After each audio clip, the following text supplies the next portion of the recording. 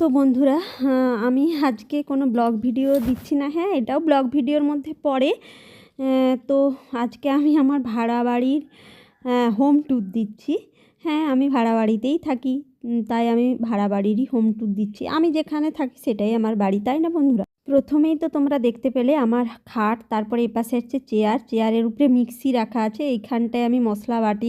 এই বোর্ডটাই একমাত্র ভালো আছে, সবগুলো বোর্ড খারাপ হয়ে গেছে।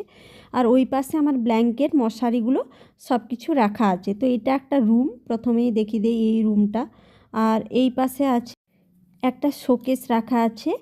আর শোকেস বলতে একটু ছোট্ট শোকেস, একটা ড্রেসিং টেবিল, আর পাশে আলনার মতো করা আছে।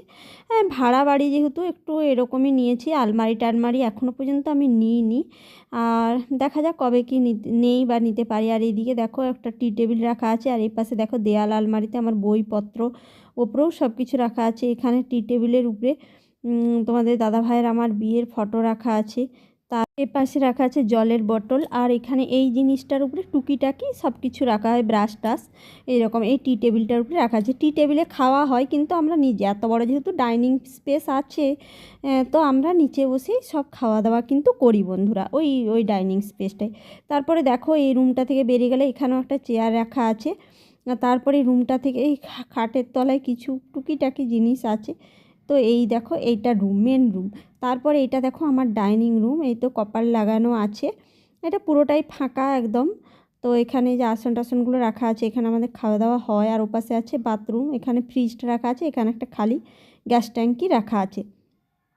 তারপরে চলে যাব রান্নাঘরে। তো দেখো রান্নাঘরে প্রথমেই দেখাই, এই যে এরকম একটা সিস্টেম করা আছে রান্নার জন্য। এরকম এখানে বেসিন আছে। এখানে দেখো আমার সমস্ত মশলার ডিবা টিবা পুরো সাজানো গোছানো গচ্ছিত হয়ে আছে। আর এখানে একটা গোডাউন, তারপর রান্নাঘরের পেছনে আর কি এটা একটা গোডাউনের মতো আছে। এখানে সমস্ত মানে যেগুলো ব্যবহার করা হয় না সেই কিছুগুলো রাখা আছে। তো এই ছিল আমার ভাড়া বাড়ির হোম ট্যুর।